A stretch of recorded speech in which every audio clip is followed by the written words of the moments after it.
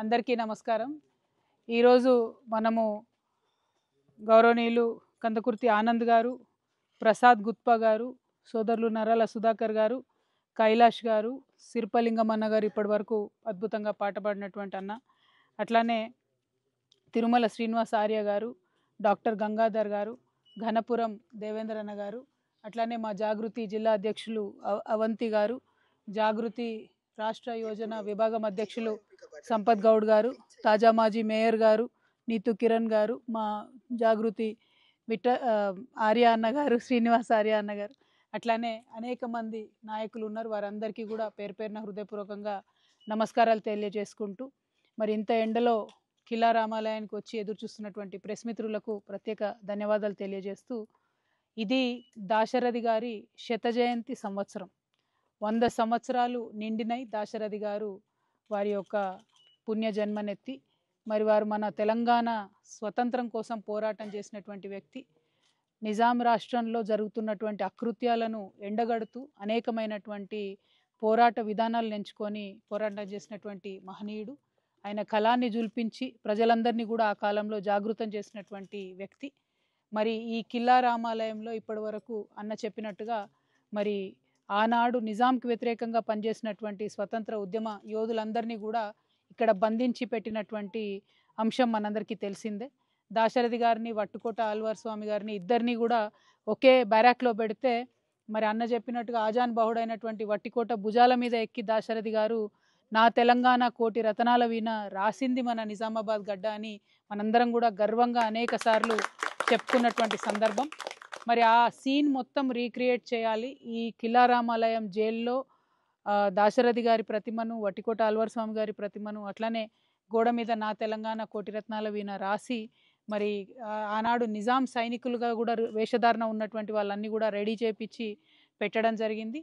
అట్లానే దాశరథి గారి విగ్రహాన్ని కూడా మరి ఇక్కడ ఈ మధ్యలో ఉన్నటువంటి మండపంలో పెట్టి, ఈ ప్రాంగణం అంతా కూడా నిజామాబాద్ జిల్లాలో ఉండేటటువంటి కవిమిత్రులకు, రచయితలకు, అట్లానే తెలంగాణ ఉద్యమకారులందరికీ కూడా ఇది ఒక మంచి స్థానం కావాలి, ఇక్కడ నుంచి చైతన్యం పుట్టాలనేటటువంటి సదుద్దేశంతో కేసీఆర్ గారి ప్రభుత్వం ఉన్నటువంటి సందర్భంలో ఇక్కడ డెవలప్మెంట్ కార్యక్రమాలని చేపట్టడం జరిగింది. పర్సనల్గా ఎమ్మెల్సీగా కూడా నేను నా ఎమ్మెల్సీ ఫండ్స్ నుంచి కూడా ఒక 40 లక్షల రూపాయలు ఇచ్చి ప్రత్యేకించి మొత్తం కూడా ఎక్కడెక్కడైతే లీకేజెస్ ఉన్నాయో వాటిని ఫిక్స్ చేసి చేయడం జరిగింది. సరే, అనుకోకుండా మా ప్రభుత్వం మరి మారిపోయినటువంటి సందర్భంలో ఇక్కడ శత జయంతి సంవత్సరం వచ్చింది. నిజానికి ఇప్పుడున్నటువంటి ప్రభుత్వం దాశరథి గారి శత జయంతి ఉత్సవాలను చాలా పెద్ద ఎత్తున నిర్వహించాల్సి ఉండే. మేము గత కొన్ని నెలలుగా గుర్తు చేస్తున్నాం ప్రభుత్వానికి. కౌన్సిల్లో కూడా ఎమ్మెల్సీగా నేను చాలాసార్లు మాట్లాడాను. దాశరథి గారు చాలా గొప్ప వ్యక్తి, మన తెలంగాణ యొక్క వారసత్వ సంపద దాశరథి గారు.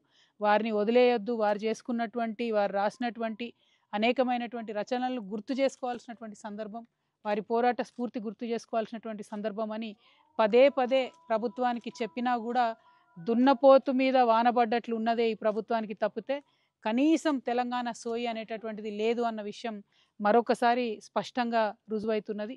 నిన్నగాక మొన్న బిరుదరాజు రామరాజు గారిది కూడా శత జయంతి సంవత్సరం జరిగింది. దాన్ని కూడా ఈ ప్రభుత్వం పట్టించుకోలేదు. ఇప్పుడు దాశరథి గారి శత జయంతి సంవత్సరం జరుగుతుంది. మరి అనేక సార్లు గుర్తు చేసినా కూడా పట్టించుకుంటలేదు. మా జిల్లాకు, మన నిజామాబాద్ జిల్లాకు బాగా అవినాభావమైనటువంటి సంబంధం దాశరథి గారికి ఉంది కాబట్టి మా గుండె కొట్టుకుంటుంది. మేము పదే పదే రిక్వెస్ట్ చేస్తున్నాం. జిల్లా కలెక్టర్ గారికి కూడా మళ్ళొకసారి రిక్వెస్ట్ చేస్తున్నాం. జూలై 22వ తారీఖు నాడు దాశరథి గారి జయంతి ఉత్సవాలు ఉంటాయి. కనీసం ఆ రోజన్నా, లేకపోతే ఈ నెల వచ్చే నెల అన్నా కవిమిత్రుల్ని పిలిచి సన్మానం చేస్తారా, లేకపోతే దాశరథి గారి స్పిరిట్ ప్రతిబింబించే విధంగా కార్యక్రమాలు ఎట్లా రూపకల్పన చేస్తారన్నటువంటిది జిల్లా కలెక్టర్ గారు కూడా చాలా సీరియస్గా తీసుకోవాల్సిందిగా ఈ సందర్భంగా మేము విజ్ఞప్తి చేస్తూ ఉన్నాం. మేము ప్రభుత్వాన్ని డిమాండ్ చేస్తూ ఉన్నాం. దాశరథి గారు మన తెలంగాణ మట్టిలో పుట్టినటువంటి మాణిక్యం. ఆయన అనేకమైనటువంటి సినిమా పాటలు కూడా రాసిండ్రు, స్వతంత్ర ఉద్యమంలో కూడా పాల్గొన్నారు. అనేక రకమైనటువంటి కవితా రూపాలను, నవలలను, నవలికలను ఆయన యొక్క ప్రతిభ అన్నది ఇంత అంత అని చెప్పలేనటువంటిది. అవన్నిటినీ కూడా ఇప్పటి తరానికి పరిచయం చేయాల్సినటువంటి బాధ్యత మాత్రం ప్రభుత్వం మీద ఉంటుంది. కానీ ఆ బాధ్యతని ఇవాళ ప్రభుత్వం విస్మరించడం, ఇప్పుడున్నటువంటి కాంగ్రెస్ పార్టీ తెలంగాణ సోయి లేకుండా, తెలంగాణ వాసనంటూ లేకుండా పరిపాలన చేయడం నిజంగా కూడా మన దురదృష్టం. మేము వేచి చూస్తాం. జూలై మొదటి వారం వరకు కూడా ప్రభుత్వం నుంచి ప్రకటన వస్తుందేమో వేచి చూస్తాం. ఒకవేళ ప్రభుత్వం నుంచి ఎటువంటి కార్యక్రమాలు చేయకపోతే తెలంగాణ జాగృతి ఆధ్వర్యంలో జూలై 21, 22వ తారీఖు నాడు అత్యంత ఘనంగా ఇదే కిల్లా రామాలయంలో మా నిజామాబాద్ కవిమిత్రులే కాదు తెలంగాణ వ్యాప్తంగా ఉన్నటువంటి రచయితలు, కవులు, ఉద్యమకారులు అందరినీ కూడా పిలుచుకొని పెద్ద ఎత్తున వేలాది మందితోని ఘనంగా దాశరథి గారి శత జయంతి ఉత్సవాలను నిర్వహించేటటువంటి బాధ్యత తెలంగాణ జాగృతి తీసుకుంటుంది. కానీ నిజంగా కూడా కోరుకుంటున్న ఒక తెలంగాణ బిడ్డగా ప్రభుత్వం స్పందించాలి. శంఖంలో పోస్తేనే తీర్థమవుతుంది, ప్రభుత్వం గౌరవిస్తేనే బాగుంటుంది. శత జయంతి సంవత్సరం దాశరథి గారిని విస్మరించి చరిత్రహీనులుగా మిగలవద్దని చెప్పి నేను ఈ ప్రభుత్వానికి హెచ్చరిక చేస్తూ ఉన్నాను. మరి వారు ఆ పని చేయకపోతే మాత్రం ఇదే నిజామాబాద్లో ఇదే కిల్లా రామాలయంలో అంగరంగ వైభవంగా దాశరథి గారి జయంతిని మరి మేమందరం కూడా కలిసి నిర్వహించుకుంటాం. దానిలో ప్రధాన పాత్ర తెలంగాణ జాగృతి పోషిస్తుందని ఈ సందర్భంగా నేను తెలియజేస్తూ ఉన్నాను.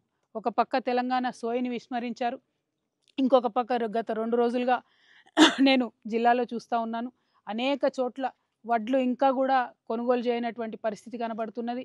రేషన్ షాపులలో 2-3 నెలలైనా కూడా రేషన్ ఇయ్యనటువంటి పరిస్థితి కనబడుతున్నది.